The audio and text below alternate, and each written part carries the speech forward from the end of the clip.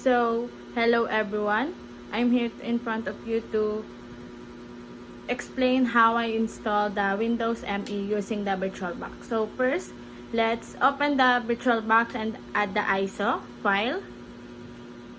Then, we're just going to start the VirtualBox when the ISO is already inputted. So let's just wait to load. Then just click the 2. Then enter, click guess. Then press enter. Ayan, wait lang natin yan. Then cancel. Then restart ko lang siya.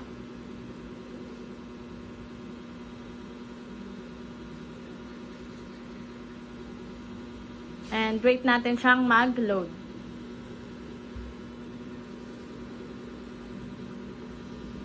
So, once okay na, let's just click next. Then enter, then next. Choose the custom, then let's just check that. Then computer name if you want to customize that.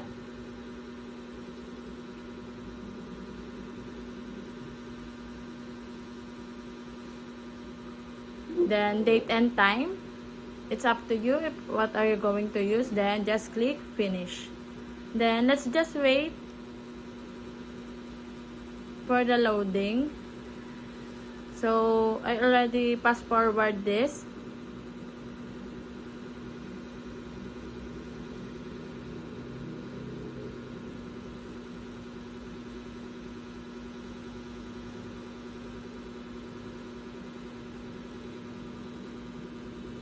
So, wait lang natin mag-load. Dahil kung hindi ko talaga siya ipa-fast forward is talagang time consuming. Lalo na hahaba rin ang video.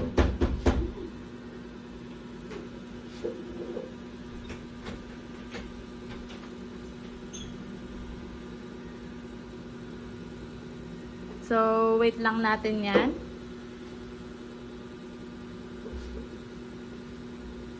Then restart.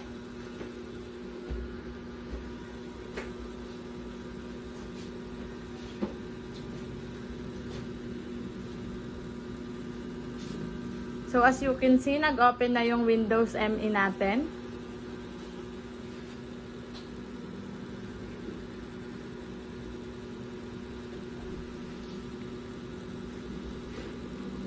So wait lang natin siya na mag-complete.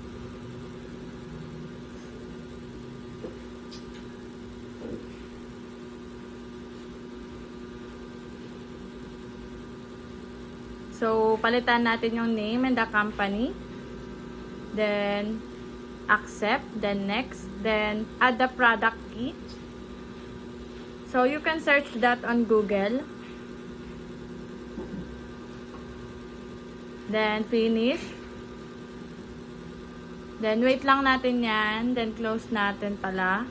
I-restart para mag-run na yung ating Windows.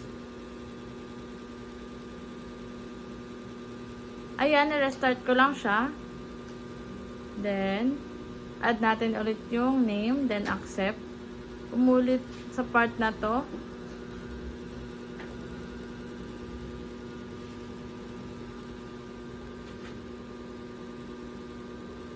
Then, click OK once na nalagay mo na yung product key.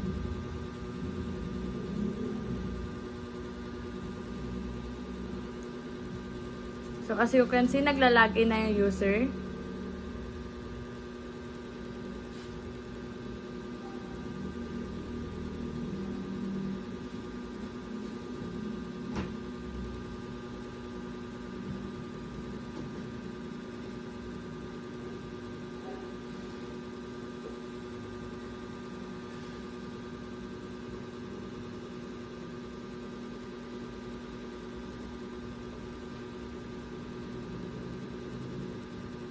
So, pag may loading, wait lang natin. Then, May mga instruction naman na naka-indicate dyan.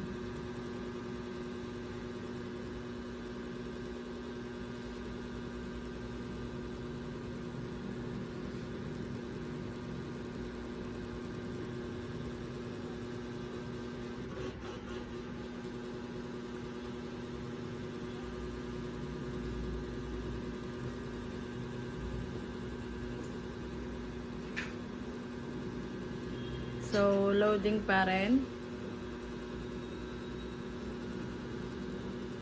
Wait lang natin siyang mag-load.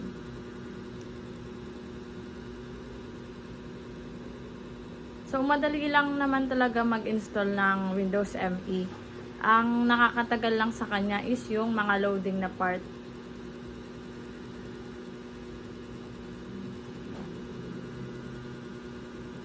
Kaya, kung hindi ko siya ipapass forward, talagang mas mahaba pa, hindi lang doble.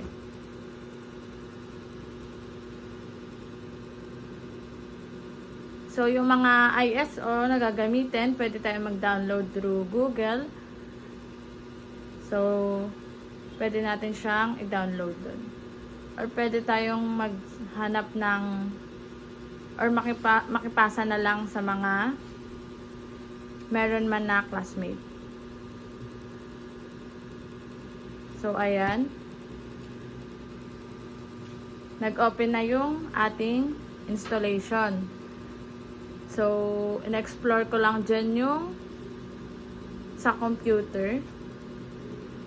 So, ganyan yung interface ng Windows ME. So, medyo makaluma din talaga siya. So, I already turned off. So, yun lang. Thank you for watching.